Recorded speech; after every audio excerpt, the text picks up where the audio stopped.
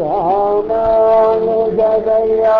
பாத்ரம் ஞானவைராக்யபூஷணம் ஸ்ரீமத்வேங்கடநாதார்யம் வந்தே வேதாந்ததேசிகம் லக்ஷ்மீநாதசமாரம்பாம் நாதயாமுனமத்யமாம் அஸ்மதாச்சார்யபர்யந்தாம் வந்தே குருபரம்பராம் யோ நித்யமச்சுதபதாம்புஜயுக்மருக்ம व्यामोहतस्फटितराणि तृणाय मेने अस्मद्गुरोर्भगवतोऽस्य दयैकसिन्धोः रामानुजस्य चरणौ शरणं प्रपद्ये बुधं सरस्य महदाव्यपस्तनाद श्रीभक्तिसारकुलशेखर योगिवाहान् भक्ताङ्घ्रिरेणुपरकालयतीन्द्रमिश्रान् श्रीमत्पराङ्गुसमुनि प्रणतोऽस्मि नित्यम् नाम सङ्कीर्तनं यस्य सर्वपापप्रणाशनम् प्रणामो दुःखशमनः तं नमामि हरिं परम् वसुदेवसुतं देवं कंसचाणूरमर्दनं देवकी परमानन्दं कृष्णं वन्दे जगद्गुरुम् गुष्यते यस्य न हरे रंगयात्रे दिने दिने तमहं शिरसा वंदे राजानां कुलशेखरम् இன்னமுதூட்டுகேன் இங்கேவா கைங்களியே தென்னரங்கம் பாடவல்ல சீர்பெருமான் பொன்னஞ்சிலை சேர் முதலியர்வேல் பேரலர்கோன் எங்கள் குலசேகரன் என்றே கூறே. பகவானையும் பகவத் பக்தர்களையும் யார் தொடர்ந்து தியானம் பண்ணிட்டே இருக்காளோ அவர்களுக்கு எல்லா காரியத்திலையும் என்றைக்குமே ஜெயம்தான். அந்த பகவானும் பகவத் பக்தர்கள் மட்டும்தான் இந்த ஆத்மாவுக்கு துன்பமில்லாத ஆனந்தம் மிகுந்ததான ஒரு வழியை காட்டும். வெறும் பகவான் மட்டும் இருந்தால் கூட சமயத்துல அவன் காற்ற வழி புரிய மாட்டேங்கிறான். ஏதோ ஒரு ஊருக்கு போறோம், அந்த ஊர்ல ஒரு புரியாத பாஷை, அந்த பாஷை தெரிஞ்சவர்கள், அந்த பாஷை பேசுறவர்களை பற்றி நன்னா தெரிஞ்சவர்கள் அவர்களை பற்றி சொல்லும் பொழுது, அவர்கள் சொல்ற விஷயத்தை நமக்கு சொல்லும் பொழுது நம்முடைய புத்தியில நன்னா அது ஏறுறது, நம்ம அந்த ஆனந்தத்தை அனுபவிக்க முடியாது. நமக்கு அந்த பாஷை தெரியலன்னா கூட அந்த பாஷை தெரிஞ்சவர்கள் அவர்கள் சொல்ற விஷயத்தை நமக்கு சொல்லும் பொழுது அதனுடைய பலம் நமக்கு புரியும். அது மாதிரி பகவான் காட்டுகின்றதான உத்தமமான வழிகள், அவன் சொல்லுகின்றதான கீதோபதேசம், இதெல்லாம் நேரடியா சாதாரண ஜனங்களுக்கு புரியறது இல்லை. ஏன் புரியறது இல்லைன்னா அந்த விஷயத்துல ஈடுபாடு இல்லை, அந்த விஷயத்தை பற்றியதான ஒரு சிந்தனை இல்லை. இது நமக்கு வராது, ஒதுங்கினதுனால புரிய மாட்டோம். ஆனா எல்லா ஜீவனுக்கும் அந்த அருகதை இருக்கு. அதனால இந்த பகவத் பக்தர்கள் எல்லாம் பகவானுடைய வார்த்தைய, பகவானுடைய ஆசைய, பகவானுடைய உத்தமமான குணங்களை உள்ளபடி உணர்ந்து அனுபவிச்சுட்டே இருக்கான். சம்பிரதாயத்துல கூட சொல்லுவா, பகவானையும் யானையும் சமானம்னு சொல்லுவா. இந்த யானையுடைய பாஷை சாதனுக்கு மட்டும்தான் புரியும். இந்த யானை இடத்துல எப்படி சொன்னா அது நடக்கும்ன்றது பாகனுக்கு மட்டும்தான் தெரியும். அந்த மாதிரி இந்த பகவானுடைய எண்ணங்கள் எல்லாம் பக்தாளுக்கு தெரியும். இந்த பகவானிடத்திலேருந்து எப்படி காரியம் சாதிக்கணும்ன்றது இந்த பக்தாளுக்கு மட்டும்தான் தெரியும். நமக்கு அது கல்பக விருட்சம்னு தெரியறதில்லை. ஒரு மரத்துக்கு போய் உட்காடுறோம், எல்லாம் அனுபவிச்சு கடதான் நம்ம கேட்கறதெல்லாம் கிடைக்கிறது. ஒரு கால் இதன் மூலமா நமக்கு ஏதான ஆபத்து வருமா அப்படின்னு நினைச்சிட்டோம்னா அதுவும் ஆபத்தை கொடுத்துடும்.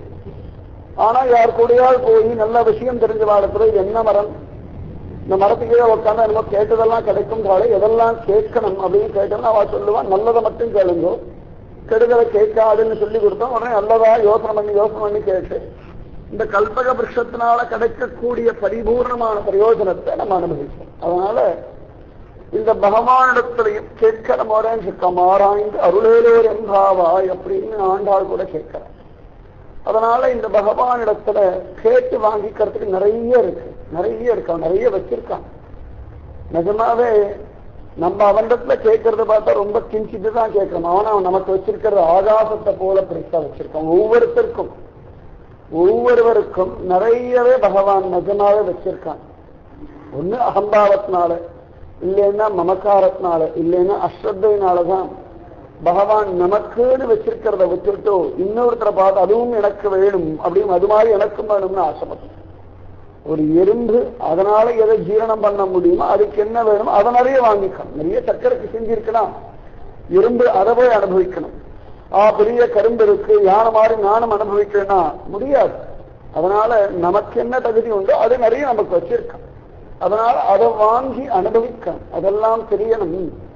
அந்த பகவான் நமக்கு என்ன வச்சிருக்கான், எப்படியெல்லாம் வச்சிருக்கான்னு நம்ம உணரணும்னா பக்தாளுடைய வார்த்தை மட்டும்தான் நமக்கு வழிகாட்டும்.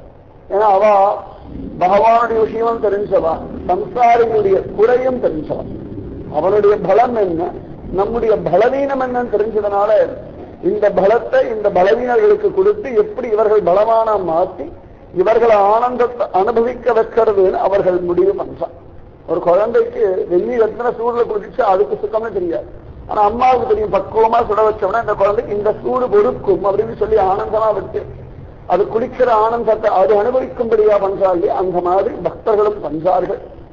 அந்த மாதிரி நம்முடைய பாரத தேசத்துல பல ஆயிரம் கோடி பாகவதோத்தமர்கள் வாழ்ந்துன்னு இருக்கா, வாழத்தான் போற சந்தேகமே வேண்டாம். ஆனா எப்பொழுதுமே பார்த்தோம்னா அவ இருக்கிற காலகட்டத்துல அவளுடைய பலத்தை நம்ம புரிஞ்சுக்கிறது இல்லை. அவர்கள் போன பிறகுதான் புரிஞ்சுக்கிறோம். குலசேகர ஆழ்வாருடைய பெருமாள் திருமொழி கூட அவர் இருந்த காலத்துல அவ்வளவு பிராபல்யமாகல. அவருடைய காலத்துக்கு அப்புறமா இப்பொழுதுதான் எல்லாம் பிராபல்யமா பேசிருக்கோம். நாகமணிகளுக்கு அப்புறமா தானே நடுவில் கொஞ்ச நாள் திவ்ய பிரபந்தங்கள்லாம் எங்க போனதுன்னு கூட தெரியாது.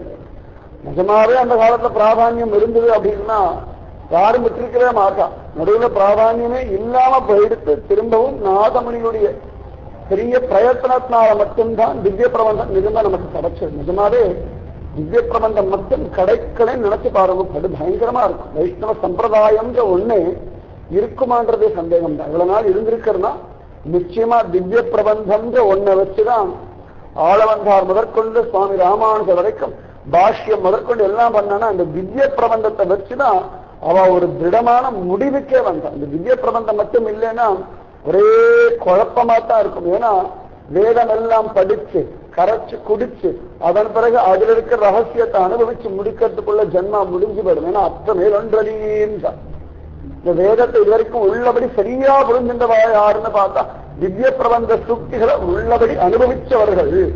இல்லைன்னு சொன்னா சைத்தன்ய மகாபிரபுடைய சிஷ்யர்கள் கூட்டம் அந்த மாதிரி அத்திபூதா போல ஏதோ ஒரு 5-6 சம்பிரதாயங்கள் மட்டும்தான் இந்த பரபிரம்ம பரமாத்ம தத்துவத்தை உள்ளபடி உணர்ந்து ஜீவாத்ம ஸ்வரூபத்தை அறிஞ்சு அதன்படி அனுபவிக்க.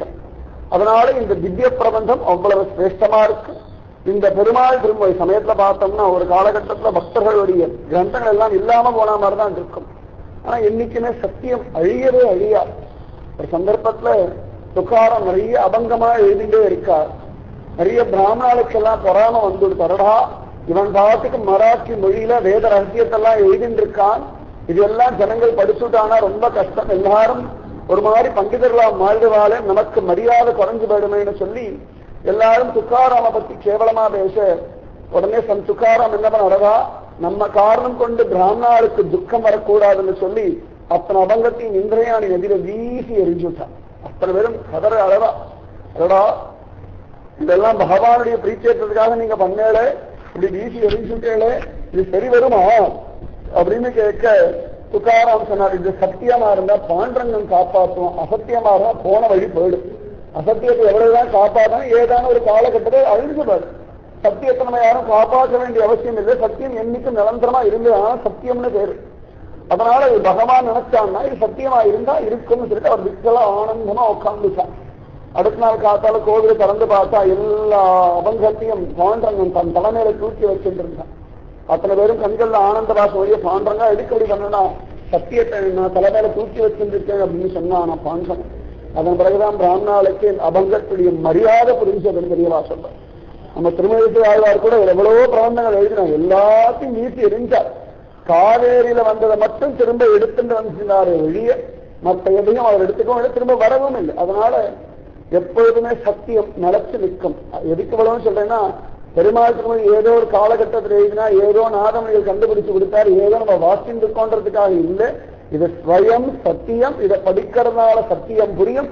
சத்தியம் தெரிஞ்செடுத்தினால அஜ்ஞானம் அழிஞ்சு போயிடும். அஜ்ஞானம் அழிஞ்செடுத்தினாலே துன்பம் நாசமாயிடும். துன்பம் நாசமாயிடுத்தினாலே ஆனந்தம் தான். இதுக்குதான் இவ்வளவு பெரிய ராஜ்யானம். பெருமாள் திருமணி நிரந்தரமான சத்தியமானது அப்படின்னு நிறுவனம் பண்றதுக்கு அவ்வளவு சொன்னேன்.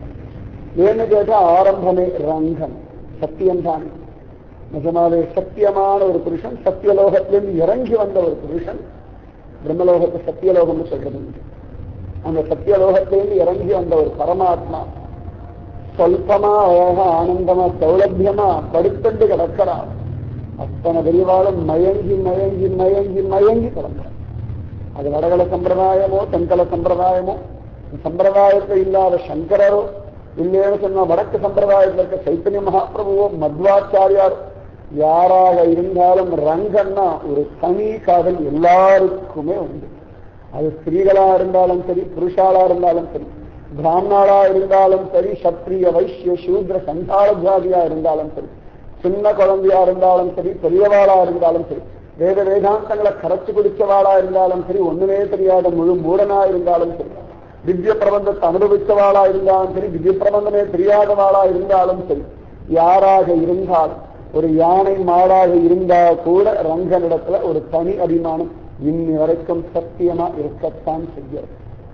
அங்க இருக்கிற குயில் முதற்கொண்டு கிளி முதற்கொண்டு ரங்கன்னா ஒரு தனி விசேஷம் தான். வசந்தோத்சவத்துல ரங்கன் அனுபவிக்கிறது மனுஷா மட்டும் வராது நினைக்காது. பசுபக்ஷிகள் முதற்கொண்டு அத்தனையுமே ஏங்கறதாம் இந்த ரங்கனை பார்ப்பதற்கு. அப்படி ஒரு பெருமாள், நிஜமாவே பெரிய பெருமாள், எல்லாத்திலையுமே பெரியவர் தான். நிஜமாவே எல்லாத்திலையுமே பெரியவன் தான் அந்த ரங்கநாதன்.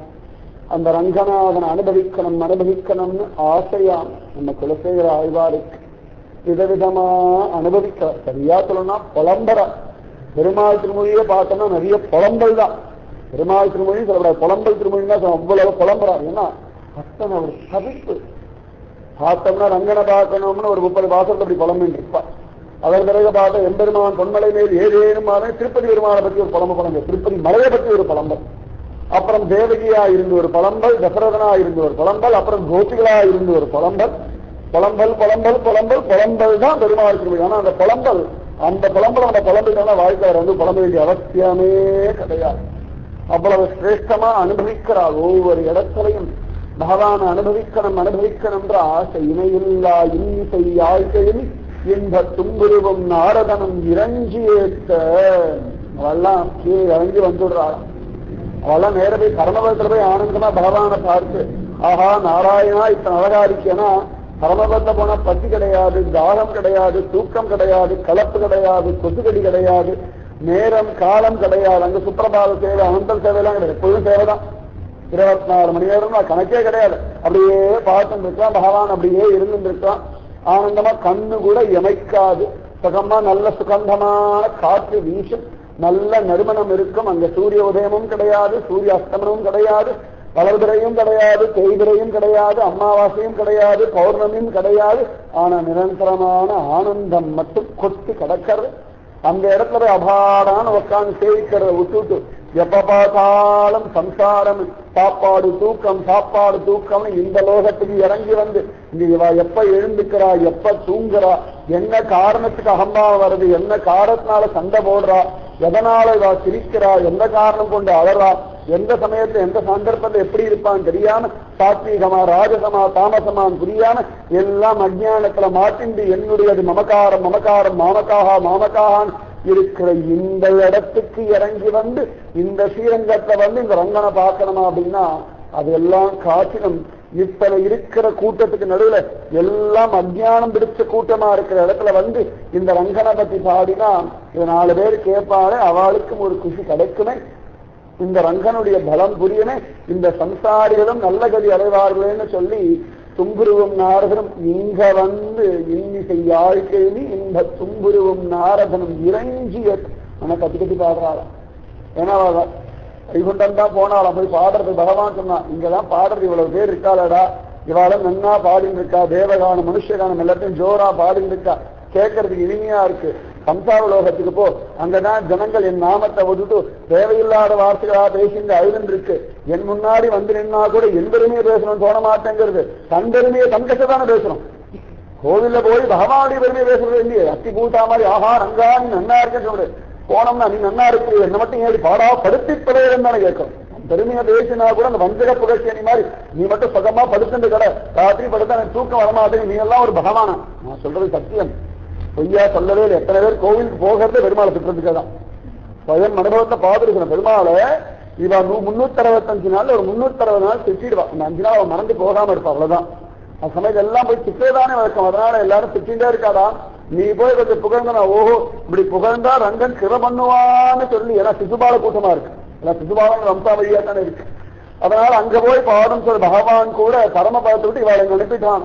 இணையில்லா இன்னிசை ஆய்கழி இன்ப தும்புருவும் நாரதனும் இறைஞ்சி இவா இங்க பாடுற பாட்டு எங்கடான்னா பிரம்மலோகம் இந்திரலோகம் முதற்கொண்டு எல்லா லோகத்தையும் எதிரொலிக்கிறவன். ஏன்னா இங்கேயாவது பரவாயில்ல அஜ்ஞானத்தை அழுதுன்னு இருக்கும், இந்திரலோகத்தை பார்த்தா சுகமா இருக்கும்னு அகம்பாவத்துல சம நேரத்துல எல்லாத்தையும் இழந்துட்டு பிரம்ம புவனாலோகாகான்னு எல்லாம் கீழே இறங்கி வரப்போறா, அது தெரியாம ஆஹா ஆஹா ஆஹா ஆகான்னு இருந்துட்டு இருக்காள். அவ காதலையும் விழும்படியா இந்த நாரத மகிழ்ச்சி அப்படி ஒரு பாட்டு பாடுறா. இணையில்லா இன்னிசை ஆழ்கழனி இன்ப தும்புருவம் நாரதம் இறஞ்சி அவளுக்கு அங்க இருந்து பாடுறத காரணம் இந்த ஸ்ரீரங்கத்துல வந்து இந்த மனத்தூன் பக்கத்துல ஆடி பாடுறது அவ்வளவு குஷியா இருக்கா. ஏன்னா இந்த ரங்கன் சிலாரூபமா இருக்கிற அந்த ரூபத்தை விட்டுட்டு தேசவேஷ் நன்னா இருக்கு இன்னும் ஜோரா பாடும் சொல்லி இவன் மறுக்கால்கள் குத்தண்ட நிற்க கண்கள்ல ஆனந்த பாசம் வழிய தன் கழுத்த இருக்க ஒரு துளசி மாலை எடுத்து இந்த வச்சுக்கோ நீ பாடுன ஜோரா இருக்குன்னு சொல்லும்படியா இந்த ரங்கன் அனுபவிக்கும்படியா இதை கேட்டு எல்லா லோகத்தையும் இருக்க ஜீவர்கள் பிரீதி அடையும்படியா பாடுறதே ஒரு பரம சுகம். வைத்தியனுக்கு எது சுகம், நோயாளிகளை சரி பண்ணாதான் சுகம். அந்த மாதிரி இந்த தும்புரு நார்கள் போன்ற ரிஷிகளுக்கெல்லாம் எல்லாமே சம்சாரிகளால் நோய்வாய்ப்பட்டு கிடக்கிற இந்த ஜீவர்களை திருப்தி பணிகொள்றதுதானே பரமசுகம். அதனால இங்க வந்து இறந்து ஏற்றனா. ஆனா நம்ம என்னடானா இங்க இருந்து நமக்கு என்னத்துக்கு பாடணும் அவசியம் நினைச்சிருக்கோம், நம்ம கத்தி பாடணும். வெக்கத்தை விட்டு கத்தனம் சித்தம் அபத்திரபமே, வெக்கத்தை விட்டு என் மனசு ஒன்றுல லயப்பட்டதுன்றார். சுத்வா குணானு புவன சுந்தரா சிவதாந்தே நிர்விஷ்ய கர்ண விவரைஹி அரதோ அங்கதாபம் ரூபம் திருஷாம் திருஷ்மதாம் அகிலார்த்த லாபம் துவயி ஆவிஷ சித்தம் அபத்திரபம். அப்பா வெக்கத்தை விட்டு என் மனசு ஒன்றுல லயப்பட்டு விடுத்துறா அப்படின்னு. அந்த மாதிரி வெக்கத்தை விட்டு ஆடி பாடி குதிக்கான் சைத்தன்ய மகாபிரபுலாம் எந்த ஒரு சந்தர்ப்பத்திலையும் பகவன் நாம சங்கீர்த்தம் சொல்றதுக்கு வெக்கப்பட்டதே கிடையாது. இத்தனைக்கும் சைத்தன்ய மகாபிரபு காலம் முழுக்க முகம்மதிய ராஜ்யமா வியாபிச்சு கடந்த நவதீபமே முகம்மதியர்கள் கட்டுப்பாட்டுல இருந்து அந்த சமயத்துல கூட நகர சங்கீர்த்தம் வீதி பஜனை பண்ணி இந்து தர்மத்துடைய பலத்தையும் நாம சங்கீர்த்த வைபவத்தையும் பரிபூர்ணமா நிரூபிச்ச ஒரு மகான். ஒரு சமயத்தில் அவர் வெக்கப்பட்டதே கிடையாது. அவருடைய சிஷ்யர்களும் யாரும் வெக்கப்படவே இல்லை. அவருடைய சிஷ்யர்கள் எத்தனையோ பேர் இருந்தார், நித்யானந்தர் இருந்தார், ஹரிதாஸ் இருந்தார், அத்தனை பேரும் வெக்கத்தை வச்சு ஆடி பாடி குதிச்சு எல்லாரையும் இந்த நாம சங்கீர்த்த வைபவத்தை தலைக்க வச்சு. அதனால வெக்கத்தை விட்டு கத்தனம். நிஜமாவே பார்த்தோம்னா திருப்பதி ஏறணும்னா ஒண்ணுமே தெரியாத கிராமத்திலே நிறைய ஜனங்கள்லாம் வருவா, முட்டாள் ஜனங்களா தான் வருவா, பெரிய படிப்பெல்லாம் படிச்சுக்க மாட்டான். ஆனா 7 குண்டலவாட ரங்கசாமி கோவிந்த கோவிந்த கோவிந்தான்னு கத்தினே இருப்பாவா, கொஞ்சம் கூட வெக்கமே படமாட்டா. அது புஷ்கரனை குளிக்கிறாளோ அந்த கூண்டுல அடப்பட்டு கடக்கிறாளோ மலை ஏறுறாளோ சரி ஏதான சாப்பிடுறாளோ என்ன இருந்தாலும் கொஞ்சம் பேசியிருந்தாலும் நடுவில் கோவிந்தா கோவிந்தா கோவிந்தா எந்த இடம் வேணா பாருங்கோ அவ சாதாரண ஸ்வபாவமா வரணும். அந்த மாதிரி ஸ்வபாவமா வரணும். வெக்கப்பட்டு கோவிந்தா இந்த உள்ளுக்குள்ள நீங்க ரகசியமா பேச கோபம் வந்தா என்ன கத்துறோம் பக்கத்தாத்தா வேடிக்கை பார்க்க முடியாது கத்துறாங்க. அது கத்த முடியும்னா கோவிந்தான்னு கத்த முடியாதா? அந்த மாதிரி கத்தனமா இவாளை கத்தராளாம். துன்புருவும் நாரதரும் இறங்கிய இணையில்லா இன்னிசை யாழ்கெழுமி இன்ப துன்புருவும் நாரதனும் இறங்கிய. நிஜமாவே இதெல்லாம் திவ்யதேசத்துல பார்த்துட்டுதான் சுவாமி அம்மாவாசனா மண்மேல் மலிய புகுந்து இதை பாடி ஆடி உயிரக் கண்டோம் பொலிக பொலிக பொலிக போயிற்று வள்ளியிற்றாகும் நலியும் நரகம் நைந்த நமனுக்கு இங்கு யாதொன்றும் இல்லை கலியும் கெடும் கண்டு கொண்டின் கடல் வண்ணன் பூதங்கள் மண்மேல் மலிய புகுந்து. சாதாரணமா அவன் மனுஷ ரூபத்திலையும் வந்து பாடினா அமானுஷ்யமாக இறங்கி வந்தும் இங்க பஜனை பண்ணா. இன்னி வரைக்கும் ஸ்ரீரங்கம் திருப்பதி போன்ற திவ்ய தேசங்கள்லாம் சாநித்தியம் இருக்குன்னா நம்ம போய் பாடுறதுனாலே நம்ம அர்ச்சனை பண்றதுனாலே நம்ம உற்சவம் பண்றதுனாலே இல்ல, இந்த ரிஷிகள் ஞானிகள்லாம் அப்பப்ப இறங்கி வந்து அந்த இடத்துல இருந்து பகவத் தியானம் பகவன் நாம சங்கீர்த்தனம் பண்ற காரணத்தினாலே இன்னி வரைக்கும் ஸ்ரீரங்கம் திருப்பதி எல்லா இடங்களிலும் அவ்வளவு அழகா சாநித்தியம் இருக்கு. இணையில்லா இன்னிசை யாழ்கள் கையில அழகா வீணைய வச்சுண்டு இந்த வீண சப்தத்துல கூட ரங்காரங்கான்னு வாசிண்டு ரங்கேச மாம்பாகின்னு கதறாள். நாராயணா மாம்பாகின்னு சொல்ல வரலையே, அந்த ரங்கனை பார்த்தா ரங்கேஷா என்னை காப்பாற்றான்னு கதறாள். இணையில்லா இன்னிசை யாழ்கெழுமி இன்ப அந்த இன்பத்தை கலைச்சு பேசா. ரங்கான்னு ஒரு வார்த்தை சொன்ன உச்சந்தரில இருந்து உள்ளங்கால் வரைக்கும் ஒரு ஆனந்தம் வந்துடுது. அப்படி மெல்லிய ஒரு நடுக்கம். நிஜமாவே பரமசுக்கம். அது ஆத்மார்த்தமான பக்தியில இந்த பிரபுவுடைய நாம சங்கீர்த்தம் சொல்லும் பொழுது நமக்கு தெரியாமலே அழணும்னு தோணும். ஆனா அழறோம்னு நமக்கு தெரியாது. இந்த உள்ளுக்குள்ள இந்த ஆத்மா அப்படியே விகசிக்கும். அது விகசிக்கிற சமயத்துல இந்த உடம்புல ஒரு மெல்லிய நடுக்கம் இடம் ஆடும். சுகம் வார்த்தையினால சொல்லவே முடியாது, வார்த்தையினால வர்ணிக்கவே முடியாது. அந்த ஆனந்தத்தெல்லாம் கோட்டை விட்டுட்டு வெற்றிக்கதை வீசி இந்த வெற்றி மனுஷாளுக்கு சாதானியம் கொடுத்தோம்னா என்ன அவளை பிரயோஜனம் ஒண்ணுமே நல்லா ஆசாலம். அந்த ஆனந்த நர்ஜனம் ஆசாலம் ஏயில்லா இன்னிசை யாழ்கெழுமி இன்ப தும்புருவும் நாரதனும் இறங்கிய. இவர் அங்கனை பத்தி ஒரு பாட்டு பாடுறாரா, உடனே தும்புரு பாட்டு பாடுறாராம், உடனே நாரத மரிசி பாடுறாராம். இவர் பாடுறதை விட ஆஹா இப்படி கூட அங்கனை அனுபவிக்க முடியும், அவர் அனுபவிக்கிறார். ஏன்னா திவ்ய பிரபந்தத்துல பார்த்தோம்னா நம்மாழ்வார் அங்கனை ஒரு விதமா அனுபவிப்பார், பெரியாழ்வார் வேற விதமா அனுபவிப்பார், குலத்தையாழ்வார் இன்னொரு விதமா அனுபவிப்பார், திருமங்கையாழ்வார் கதையை தனி அவர் இது விதமா அனுபவிப்பார். இப்படி ஒவ்வொருத்தரும் அனுபவிப்பார். இவா அனுபவிக்கிற ஒரு சுக்கம்னா பின்னாடி ஆளவந்தார் அனுபவிச்ச ஒரு சுக்கம், நிகமாந்த மகாதேவி அனுபவிச்ச ஒரு சுக்கம், மணவாள மாமனிகள் அனுபவிச்சு அது ஒரு தனி சுக்கம். நம்ம பராசரபத்தை தனி விஷயம், அத்தனை விஷயம். சுந்தரமான ராமானுஜ அனுபவி அது ஒரு விஷயம். ரங்ககத்தியம் அப்படியே ஆகான்னு மயங்கி மயங்கி ஆகா இப்படி எல்லாம் கூட அனுபவிக்க முடியும்ன்ற நிரூபணம் பண்ணிட்டு இருக்கா. ஒன்று சம்மந்தமே இருக்காது, ஒரே ரங்கம் தான். சமயத்தை பார்த்தா எல்லாரும் சமகாலத்தவளா இருப்பா, ஒவ்வொரு காலத்துல இருப்பா. அவளுடைய அந்த தியானமும் அவளுடைய அனுபவம் பார்த்தா இந்த ரங்கனுக்கு இன்னும் எத்தனை பெருமை இருக்கு மலர்ச்சி போக முடியாதான் இருக்கு. அவ்வளவு அனுபவம் இதுல ஆண்டா அழைச்சி முடிச்சுடுவா ரங்கனை. கோழகர் வாயழகர் கண்ணழகர் கொப்புள் எழுகமல பூவழகர் அவர் ஸ்ரீயாரு அவர் சொல்லி முடிச்சுடுவான். அத்தனை சிரேஷ்டம் ரங்கன். அந்த மாதிரி இந்த தும்புருவம் நாரதம் மாத்தி மாத்தி பாட்டு பாட இதை ரங்கன் அனுபவிக்க, தும்புரு பாடுறத பார்த்து ரங்கன் அனுபவிக்க, அதை பார்த்து நாரதன் அனுபவிக்க, திரும்பியும் நாரதர் பாடுறத பார்த்து ரங்கன் அனுபவிக்க, அதை பார்த்து தும்புரு அனுபவிக்க, இவா ரெண்டு பேரும் சேர்ந்து பாடுறத பார்த்து ரங்கன் அனுபவிக்க, இந்த ரங்கன் அனுபவிக்க இவா ரெண்டு பேர் திரும்ப திரும்ப பார்த்துப்பா. பரமசுக்கம் கூடி இருந்து குளிர்ந்தேரோ ரம்பாவன் ஆண்டா சொல்ல இப்படி ஒரு கோஷ்டியில போய் மாற்றிக்க. அந்த கோஷ்டியில போய் சேர்ந்துட்டோம்னா பக்தியே இல்லைன்னா கூட பக்தி தானா வந்துடும். இணையில்லா இன்னிசை யாழ்கெழுமி இன்ப தும்புருவும் நாரதனும் இறங்கியேத்த. இவா இந்த ஸ்தோத்திரம் ஆனந்தமா பஜன பாட இது போய் சத்தியலோகத்தை எதிரொலிக்க. அடடா நாரத மகிழ்ச்சியும் தும்புருவும் இத்தனை அழகா பகவான சங்கீர்த்தம் பண்றாலே நானும் ஏதானும் பண்ணேன் விழுந்தடிச்சு ஓடி வந்து சாரா. வேற யாரும் இல்லை, அத்தி அற்புதமா திருநாவி கவலத்தை இருக்கும்படியான பிரம்மா ஓடி வந்து சார். ஆஹா இவாள சங்கீர்த்தம் நன்னா பண்றா, நமக்கு பெரிய சங்கீர்த்தனம் எல்லாம் வராது, ஆனா பகவான நன்னா ஸ்தோத்திரம் பண்ண முடியும்னு சொல்லி அவர் அழகா வந்துட்டாராம். துணையில்லா தொன்மலர்கண் தோத்திரத்தா. அவ்வளவு அழகா சமானமே இல்லாத அந்த வேதனுடைய ஸ்தோத்திரம் அபுருஷ சுத்தம் எல்லாம் இருக்கு. எந்த சுத்தம் சொன்னாலும் ரங்கனுக்கு தெரிய வந்துடும். ரங்கன் பரமபதநாதனாச்சு. துணையில்லா தொன்மலர்க்கும் தோத்திரத்தா. அப்படி அழகா ஸ்தோத்திரம் பண்றாள். யாருன்னு கேட்டா அனுபவித்து தொல்மலர்க்கன் அயன் வணங்கி ஓவாது ஏற்க. இந்த பிரம்மா என்ன பண்றாரு, இவா ரெண்டு பேரும் நின்று பாடிட்டு இருக்காளாம். பகவான் பக்கத்துல நின்று தனக்கு எங்கடா இடம் கிடைக்கும்னு தேடி பார்த்தாராம். பகவான் திருவடி பக்கத்துல ஒரு சின்ன இடம் கிடைச்சுதான். அப்பாடா இந்த இடத்தை விட்டா நமக்கு வேற இடம் கிடையாதுன்னு சொல்லி அவன் திருவடி பக்கத்துல போயிட்டார். நிஜமாவே அவன் திருவடி தான் சுகம். அவன் திருவடி ஒண்ணுதான் சாஸ்வதம். ஏன்னா அவன் திடீர்னு பிரம்மாண்டமா வளர்ந்துடுவான். நம்ம எங்கேயாவது இன்னொரு ரூபம் தெரியாது. ஆனா திருவடி எங்க இருந்தாலும் நமக்கு பக்கத்துல தான் இருக்கும். மகாபலி சக்கரவர்த்தி போது சின்ன குழந்தையா வந்தான். பாத பூஜை பண்ணும்போதும் திருவடியை பார்த்தான். தத்தம் பண்ணும் போதும் திருவடியை பார்த்தான்.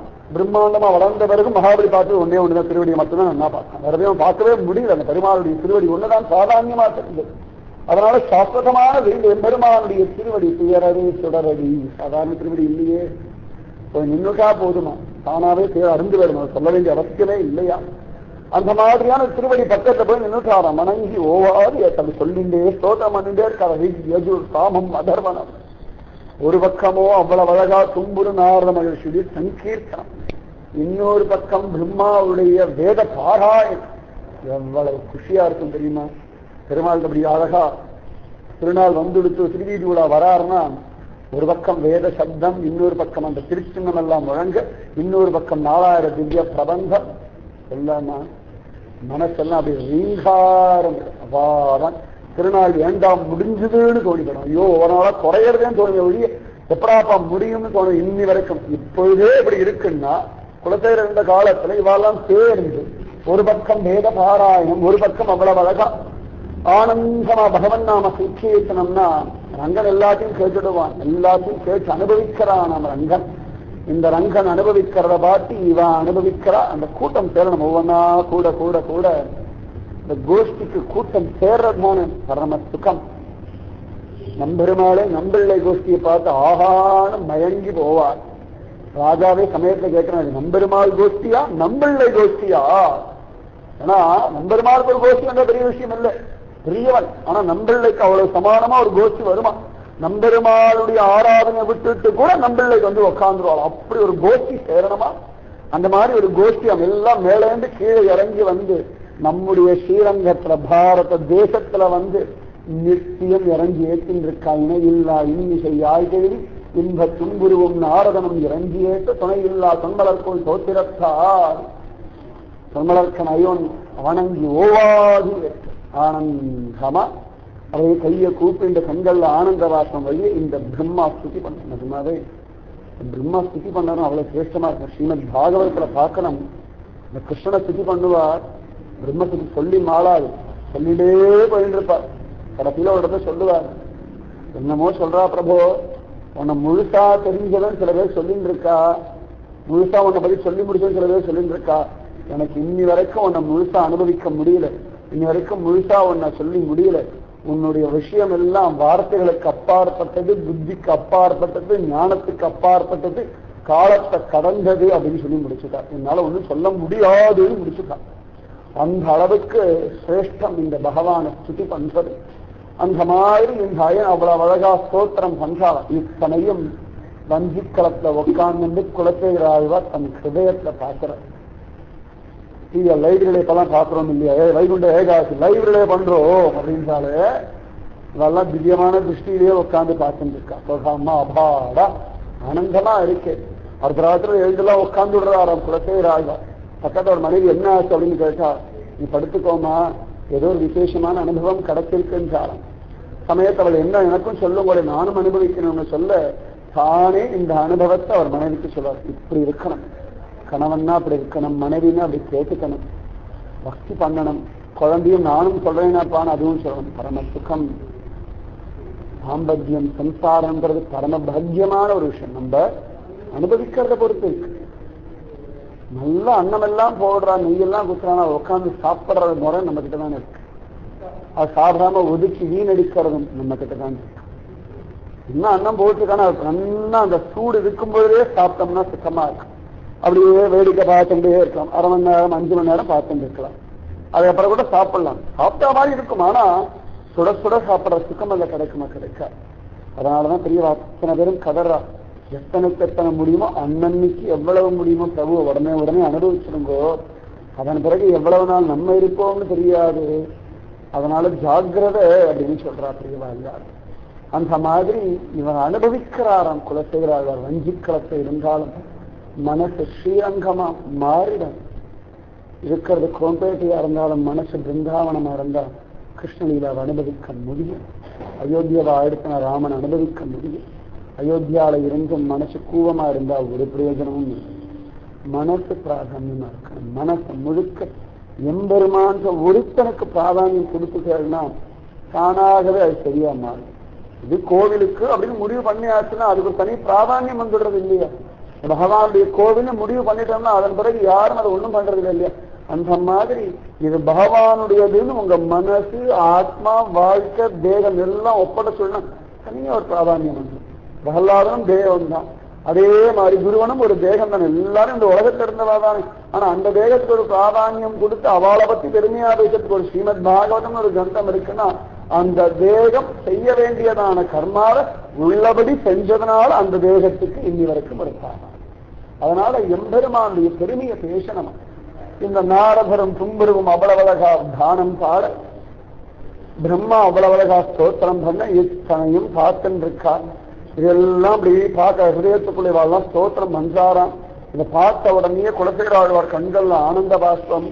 இந்த ஸ்ரீரங்கம் என்ன பாக்கியமுடையதான ஒரு இடம். இத்தனை பேர் வராளே, இப்ப இந்த ஸ்ரீரங்கம் எவ்வளவு செல்வத்தோட இருக்கும். அப்படி ஊரை பார்க்கிறார். பார்த்தா எல்லாம் ரத்னமயமான மணிமண்டபங்களான மணிமாட மாளிகைகள், மல்கு செல்வம், மல்கு கொட்டி கிடக்கிறது. நீங்க பார்த்தா அப்படி தெரியலையே அப்படின்னா அந்த செல்வம் இருக்கு, நீங்காத செல்வம் தான். அனுபவிக்கிறதுக்கு உத்தமமான பக்தர்கள் இல்லைன்னு குறைய தவிர வேற குறை இன்னி வரைக்கும் ஸ்ரீரங்கத்துக்கு இல்லவே இல்லை. ஸ்ரீரங்கத்துடைய புனிதத்தன்மை நமக்கு தான் தெரியல.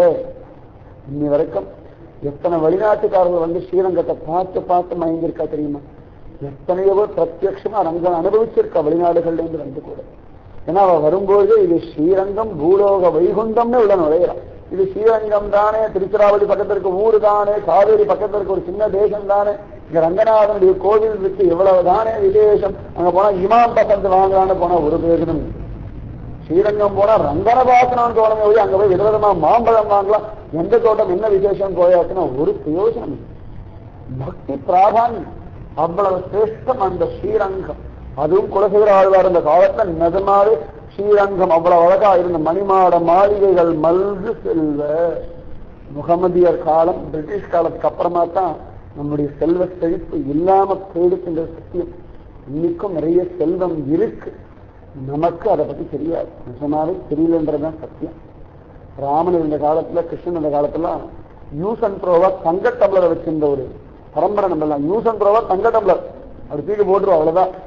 அது எடுக்கிறதே கூட ஆள் இல்லாம கடந்ததான ஒரு பாரம்பரியம் மிக்கதான ஒரு பாரத தேசம். இன்னி வரைக்கும் நல்லா கவனிச்சு பாருங்க, எங்கேயாவது பாரத தேசம் மற்ற நாடுகள் மேல படையெடுத்து அவளுடைய கொள்ளையர்கள் இங்க சரித்திரமே கிடையாது. 10,000 வருஷம் சரித்திரம் முன்னாடி கூட வேண்டாம், நம்ம யாரும் சொல்லல. ஃபாரின் ஆராய்ச்சியாளர்கள், வெளிநாட்டுக்கார ஆராய்ச்சி 10,000 வருஷம் இந்திய வரலாற்று 10,000 வருஷம் வரைக்கும் அவன் கணக்கு பண்ணி பார்த்து ஒரு தேசத்து மேல இன்னி வரைக்கும் படையெடுப்பது கிடையாது. பாகிஸ்தான் கூட சண்டை போடுறவங்க கூட அவன் நம்மளை வந்து அடிக்கிறதுனால திரும்ப அடிக்கிறவன் ஒழிய நம்ம இன்னி வரைக்கும் பாகிஸ்தானுக்குள்ள நுழைஞ்சு இது எங்க இடம்னு ஒரு இடம் கூட நம்ம வச்சு பிடிச்சிடும். நம்ம இடத்த கூட விட்டு கொடுத்துட்டு உட்கார்ந்து இருக்கோம். நம்ம இன்னைக்கு ஒரு அடி கூட தாண்டி நம்ம போனது நமக்கு அந்த ஒரு இது ஒரு நிர்ணயம் உண்டு.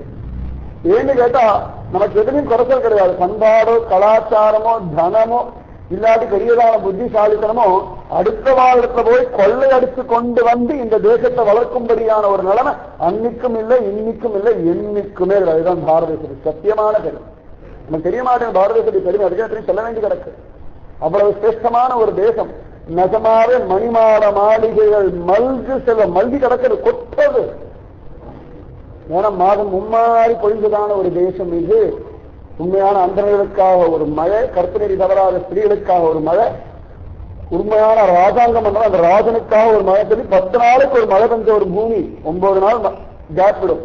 ஒரு நாள் நல்லா சோன்னு மழை கொட்டும், திரும்பியும் 10 நாள் திரும்பி அழகா ஒரு மழை. கரெக்டா மாதம் மும்மாறி பாரத தேசம் முழுக்க பெய்த காலம்னு உண்டு.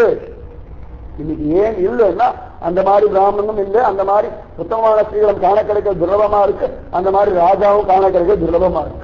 இது யார 3த்துல ஏதாவது ஒண்ணு சரியில்லைன்னா கூட நிச்சயமாக ஒரு மழை பொய்த்து போகும். இங்க 3மே அங்கங்க சரியில்லாம இருக்கிறதுனால எல்லா இடத்தும் பிரச்சனை வரும், வேற ஒன்றும் காரணம் இல்லை. சில இடங்கள் அதிகமா மழை பெய்யறதுன்னா அதுவும் பகவானுடைய சங்கல்பத்தினால தாங்க முடியாம ஏதாவது ஒரு பக்கம் அந்த மழைக்கு ஒரு அளவு இருக்கு. இந்த பூமிக்கு இவ்வளவு மழை தேவையான ஒரு அளவு இருக்கு. அது என்ன ஆகிறதுனா நம்முடைய முட்டாள்தனத்தினாலும் அகம்பாவத்தினாலும் ஒரு இடத்துல பெய்யாம இருக்கு, ஒரு இடத்துல கொண்டு கொண்டு கொட்டுறது. வேற ஒன்றும் காரணம் இல்லை. இவ்வளவு மழை அளவுன்னு அது வந்தே ஆகணும். அது பகவத் சங்கல்பம். அதனால நிஜமாவே பாரத தேசம் உத்தமமான ஒரு தேசம்தான். மணிமாட மாளிகைகள் மல்கு செல்வ மதிலரங்கத்து அரவணையில் பள்ளி கொள்ளும் மணிவண்ணன் அம்மான் தன்னை. மணிவண்ணன் அத்தனை பேரும் புலம்புறான். பெரியாழ்வாரும் மணிவண்ணான் மணிவண்ணன் பாதங்கள் ஒத்திட்டிருந்தவா காணியே ஆண்டாள் அவளும் சொல்றான் மாலே மணிவண்ணா அப்படின்னு சொல்ற. இவரும் மணிவண்ணா. இந்த இந்திரநீல மணி போல ஒரு வண்ணமா. முதல்ல இந்திரநீல மணினால முதல்ல என்னன்னு தெரியாது. ஆழ்வார்கள் பாசுரங்கள் பெரியவாத்தான் பிள்ளை வியாக்கியானத்தை மட்டும் இந்திரநீல மணின்னு ஒண்ணு காண கிடைக்கிறது ஒழிய இந்த காலத்துல அந்த காலத்துல யாராவது பெரியவா இந்திரநீல மணின்னு ஒண்ணு பார்த்திருந்தாலும் ஆச்சரியம் ஒழிய தெரியாது. இவாளா பிரத்யேகமா இந்திரநீல மணியை பார்த்திருப்பாளாம். இங்கேயாவது பெரியாழ்வார் இந்திரநீல மணியை பார்க்கறது வாய்ப்பு இருக்கு. அவர் ஏழை பிராமணன். வடபெரும் கோயிலுடைய இடத்துல போய் உண்டகட்டி சாப்பிட்டு பாசனம் சொல்லிட்டு ஒரு பிராமணன் எங்க இந்திரநீல மணியை பார்க்கறதுன்னா பகவான பார்த்து இந்திரநீலமணி இப்படித்தான் இருக்கும் அவர் முடிவு பண்ணிட்டார். ஆண்டாள் பார்த்தா அவ்வளவு அழகா மாரிமலை முழஞ்சில் மண்ணி கிடந்துறங்கும் சீரிய சிங்கம் சிங்கத்தை அழகா வர்ணிப்பார். இது எங்கேயோ வெள்ளிபுத்தர் இருக்காது, எங்க போய் சிங்கத்தை பார்க்கறது. ஆனா பகவானுடைய நடை அழக பிரத்யட்சமா பார்த்து ஓஹோ இது மாதிரிதான் சிங்கம் நடக்கும் போல இருக்கு அவன் முடிவு பண்ணிட்டான். ஓமானத்தை கொண்டு ஓமயம் இல்லை, ஓமேயத்தை கொண்டு ஓமானம் இப்படி இருக்கும்னு முடிவு பண்ணிட்டான். அந்த மாதிரி இவ எல்லாம் மணிவண்ணா அப்படின்னு மணிவண்ணன் மதிலரங்கத்து அரவணையில் பள்ளி கொள்ளும். இத்தனை பெருமை உடையது. இங்கேட்டக்கான் குதிக்கிறா. அது பாட்டுக்கு தேவேன்னு படுத்துன்னு கிடைக்குவாள்லாம் சொல்றா. நான் கேட்டு படுத்துட்டு இருக்கேன்னு எந்த விதமான பரபரப்பும் இல்லாம ஆர்ப்பாட்டமும் இல்லாம தாம்பிகமும் இல்லாம தான் உண்டுன்னு இந்த அரங்கத்து அரவணை மேல பள்ளி கொண்டு கிருப பண்றான். என் பெருமையை பாருங்கோ பாருங்க யாரிடத்தையும் சொல்றதில்ல. அவாவா வந்து இவன் பெருமையை பேசிருக்கு. அரங்கத்து அரவணையில் பள்ளி கொள்ளும் மணிவண்ணன் அம்மான் தன்னை. இந்த பௌவ பார்க்க நம்ம கண்டு கொண்டு என் மலர்ச்செடி என்றுகளோ வணங்கும் நாள். நம் முடிசூட என் தலை என்னைக்கு அவன் திருவிழில வணங்க போறது அந்த நாளுக்காக நான் காத்திருக்கேன்னு சொன்னான். அடுத்த பாசனம் நான் जय सद्गुरु महाराज की जय, समस्त भागवतन को जय। गोविंद नाम संकीर्तनम गोविंदा गोविंदा। जय जानकी कांत स्मरणम जय जय राम राम। गोपिका जीवन स्मरणम गोविंदा கோவிந்தா. ஆழ்வார் திருவடிகளே சரணம், ஆண்டாள் திருவடிகளே சரணம், எம்பெருமானார் திருவடிகளே சர்வம் குரு அர்ப்பணம். ஜெய் ஸ்ரீ ராதே கிருஷ்ணா சத்சங்க की जय। जय श्री पूज्य श्री श्री अम्मावके जय। जय श्री भारत माता की जय। लोका समस्ता सुखिनो भवन्तु, लोका समस्ता सुखिनो भवन्तु, लोका समस्ता सुखिनो भवन्तु।